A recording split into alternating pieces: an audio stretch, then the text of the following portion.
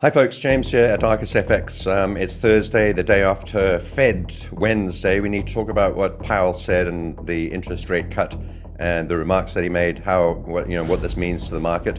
We got the 25 basis point cut. That's a relief, no drama. There was some that thought he might stick a knife into the wound by not cutting, but it seems that was okay. But actually, Jerome Powell was actually incredibly dovish, the most dovish I've seen him for a very long time, if at all. I don't think he's ever been as dovish, and there are four things that he said that I think we must pay attention to. We'll also analyze how the markets might react to that. So let's run through. I've made some notes here. Four dovish signals from Powell. First, labor market risk now outranks inflation risk. He's privy, I think, to labor market data that we don't have because we don't have the NFP data. And so he might have numbers that are pretty shocking. I don't know. I'm just making the sort of worst case assumption. And with those numbers, he might be more willing to cut rates. Obviously, we did cut rates. So a softening labor market means fewer hires, slower churn. And he stressed downside risk to employment. So the translation is the Fed's no longer single-minded about inflation. They're worried about jobs. Number two, QT slowdown, balance sheet flexibility. We know about this. Powell signaled that the Fed is prepared to taper off quantitative tightening when a central bank even mentions slowing QT. It's basically a nod and a wink that policy is tightening or loosening rather. And then number three, meeting by meeting patience. He emphasized that we'll, as he always does, that we'll take it meeting by meeting, reading by reading. And number four, hints of renewed bond buying or at least early groundwork. Whilst he didn't declare QE, he very deliberately discussed the possibility of tools to ensure growth market functioning. Smooth. Fed speak for bond purchases if needed. We actually gave some numbers on this, can't remember, but in the billions of dollars monthly, and it's scheduled. What the markets should expect: equities, upward bias, growth names, etc. We talked about this yesterday in the members live stream. Please go back and watch that. The US dollar, mildly weaker commodities might get a tailwind. And the bottom line, Powell's tone wasn't just soft, it was a slow dance, labor market concern, QT tape talk, patient guidance, and even a nod towards future bond buying. All tilt the Fed towards easier conditions. Right, now, let's go to the charts. And what's interesting about this, I want to go through some of these very quickly. I did cover most of these yesterday in the stream, so check that out. If you're not a member here on YouTube, you can click on the button that says join. It's $1 or $2 a month, and you can get access to the midweek videos too. So let's have a look at the initial reaction on the market. As you can see today, slumping down quite dramatically in Asia. Perhaps this is just selling off to gather liquidity lower down in anticipation of a market rally. So selling off in Tokyo, selling off in Hong Kong, selling off in Shanghai over the Asian market. Let's have a look at the 15-minute chart. You can see a big move up, a relatively muted big move up, I'd say, after the announcements. And then since then, gradual selling during the end of the US session. And then the Asians really got their teeth into it and sold this off. Bouncing here. Maybe this is a liquidity grab in anticipation of what's going on. And after what the Fed did with interest rates cutting, more cuts next year, and very, very dovish talk by JP. So maybe this is a liquidity grab at the bottom. Same with the S&P, selling off, bouncing a little bit now in early sort of pre-European session. Same with the German 30, although a bit healthier. I'm long on all of these. We added another tiny tranche yesterday, very small position so far, but not on the German 30. I held my longs on this one right from the bottom. The others we exited, we took profit, and we've started rebuying. But the German 30, I got long right at the bottom there. A couple of tranches up here too, but we held that position and still long. This is going to be great if we can break out through the top of this. We've got at least that long above us to go, the height of the Zweig breadth thrust really, and that could be about 15 to 20%. So, and we haven't got that yet, but on the NASDAQ and the S&P, we've got higher, but not really on the German 30. I'm also long on MSTR, Tesla, Coinbase, Nvidia, and looking to get long on Google. Now, currencies, I don't want to talk about too much, except to say, obviously, the dollar sold off, as you can see. Not dramatically, just down to the 100-period moving average here on the Dixie. And the dollar index, the dollar yen sold off simultaneously, as you would expect, just moving down. Bit of a bearish reversal candle there yesterday, coming back into this channel. And, a bit confusing all of this with the dollar yen because of the carry trade warnings, the sell-off warnings. But the price moving up, and a dovish new prime minister in Japan seems to be in antithesis to all of that. So who knows? But anyway, we're short on that one. That's the only one we've got apart from the ZAR, which is where we're trading as well. But nothing on the majors. And I have no inclination to buy any of these except for maybe the Aussie, which we were long on. We took profit at the top here, and if we can get a dip back down once again to the channel breakout zone, I'll consider buying the Aussie for another move up into the 0.7s, but we've taken profit on that now. Crypto, I'm getting ready to hedge again. We've moved down during the Asian session along with the stock markets, and almost reversing all of the gains from that big bullish candle 2 days ago.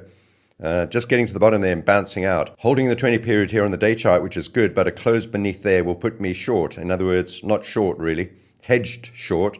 I'll keep my longs on, but I'll start selling off. And then if we keep moving down 20% at a time until we get down to the bottom here, I'll be fully hedged on Bitcoin.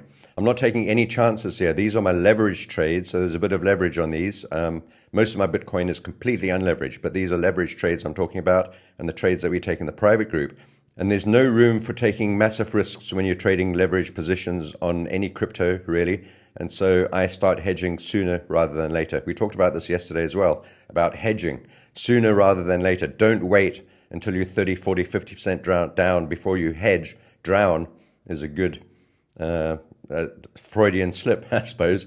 Don't wait until you're 40, 50% drown and then start hedging. You're too far away. It'll be very difficult to unhedge. Hedge quickly and make it faster rather than slower. Someone asked me in the private group this morning as well about some of the stuff. I'm going to do a separate video on hedging and risk management, although I have a few. Go and check out on the channel. There's a few around. So the same goes for Ethereum, XRP, and Sol. I've got hedge levels set below. I'm not going to go through them in detail right now, but I will hedge these aggressively without mercy if we start moving down. And we're pretty precariously close to those sorts of levels right now.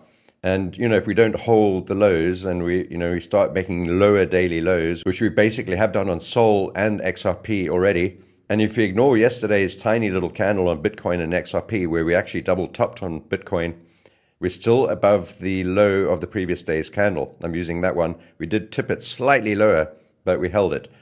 So yeah, Bitcoin has not moved down below just yet, but it's about to if it keeps moving down. Same with Ethereum, still not below that big candle, whereas XRP and Sol are not looking good.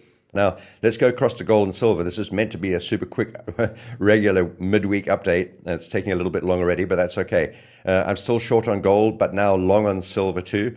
Once again, I covered this in detail, and I will go through all of this on Sunday night in the Sunday night live session. Please join me there. There's plenty of time. We can go on for an hour, hour and a half if you wish, and you can ask any questions you want. So yeah, join us there Sunday night, every Sunday. It's called Sunday Night Live. The link's already up on the channel. So I'm short on gold, and without rehashing the whole thing, I think we've got a good chance of moving down to that trend line where the 200 period moving average will eventually meet up with us there. That's this purple moving average coming up here from underneath. And we should meet up with the red trend line if we get there at that time. And notice that we're on top of the shorter term trend line, this purple trend line. It's not the best trend line, but it's a trend line. Just testing it from the top now. So we are in an uptrend on gold, and despite the fact that I'm short and just looking for a pullback to really buy the dips and get long again later on, because it's a counter trend trade, I've balanced it or offset it or mitigated the risk with a long trade on silver. And this is the trade here we've been long since $50 basically. We're at 62 now.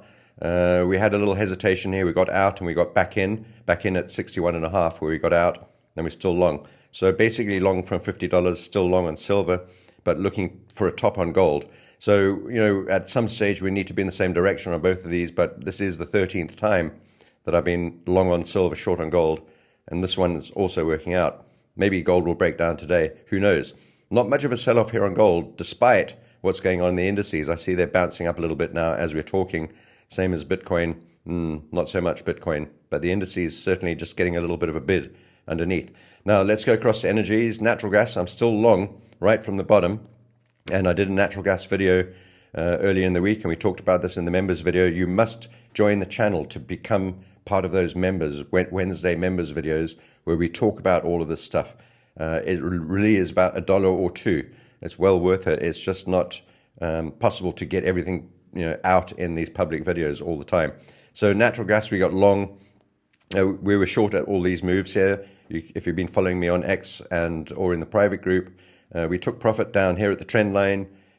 We hedged on the breakdown, so it moved down. We've got our hedge position. We had our hedge position on. We held the hedge all the way down till we got to the 200 period moving average and the order block and the previous support level here on the 4-hour chart. Bought some more there at 445, and we've moved up now. We got up to 471. I wanted to take profit ahead of the FOMC. We didn't get the chance. I tried to just get a little, 1 or 2 more pennies, but it just slumped down ahead of the FOMC, and we're still moving down, but holding up quite well. And maybe we've got a little head and shoulders spike low. If you look at this on the short-term time frame, you'll see that sort of thing. Left shoulder spike, which is the head, right shoulder here, and maybe a bounce out, or a cup and handle, as I posted up in the private group. So long on natural gas, aiming for basically that trend line back at about $4.75, and then I think with a bit of luck we can get all the way back up to about $5.50 to close that gap. You can't see the gap on the futures chart here at FXCM, that's this candle, but over here you can, and it's a weekend gap. It's not a rollover gap, so it probably needs to be filled at some point, and now's as good a time as any. Maybe just to the bottom of the gap at about $5 would be a good start. Still short on oil, and once again refer to the last videos, and then short on coffee still. That's looking okay, dribbling around, not moving much, and a bit of a bid under it really, a little bit, not much. We're still in some profit, but the bid comes from the bean bid, and you can see cocoa's moving up sharply. We're looking to get short on cocoa, maybe at that level. I'm going to draw this line slightly higher, maybe up at about there at the blue line, at that previous swing high, and not quite at the top of the channel, or maybe we've got to get at the channel top. Notice that we didn't get to the channel bottom, and we're now back above the channel center line, so that's pretty bullish, and I suspect with that move, we'll probably move back up to the channel top. So a little bit of a bid under that bean, maybe lifted up the other bean as well, cocoa and coffee. Still long on sugar and on cotton, and we're out of our longs on soya and wheat. And then finally on this chart, I'm still long on the ZAR. Not going to talk about that here today. And and you can see Bitcoin gold just ticking down a little bit. We want this to hold for Bitcoin to keep moving up. Threatening a little bit here, dribbling, but yet again, a head and shoulders. If you look at this on, let's say, a 1-hour chart, you'll see that this is actually an inverse head and shoulders over here in formation. We could do it on the 4-hour chart, actually. There it is there, left shoulder, head, right shoulder busy forming. Can we bounce out of there? That's Bitcoin gold, and the thesis really is that if we can't hold this level at the 300-week moving average, it's the right time for it to bounce out. We may be subject to a lot more downside on Bitcoin. Interesting chart that. And then the Bitcoin dominance chart, for those who like trading the alts, ticking up a little bit today, but generally just angling down in line with general moves on Bitcoin versus the others. Now, going back to the crypto charts to finish off, not looking good. And I'm going to hedge aggressively if need be, and those moments are coming up anytime soon if we keep moving down a little bit further today. Hope you enjoyed that, folks. Please like, subscribe, share with your friends, and I'll see you in the next video. There's a live stream this afternoon with Crypto Paul. Make sure to join that. The links will be up on this channel too. And I will see you on Sunday night for Sunday Night Live here on the channel. Take care. Yo, price bouncing like a lowrider on hot day. Grab that trend line, watch the noise fade away. Connect the lows, let it glow, that's your guy. Ride that line, baby, let the fake slide. Market talking, but most can't hear the real groove. Trend line whispering, stay cool, don't move. Uptrend, higher lows, got your back like a crew. Break that line, time to think what to do. Trend line flex, keep your trades on deck. Draw it clean, stay lean, watch the market respect. Trend line flex, keep that ego in check. Ride the rhythm,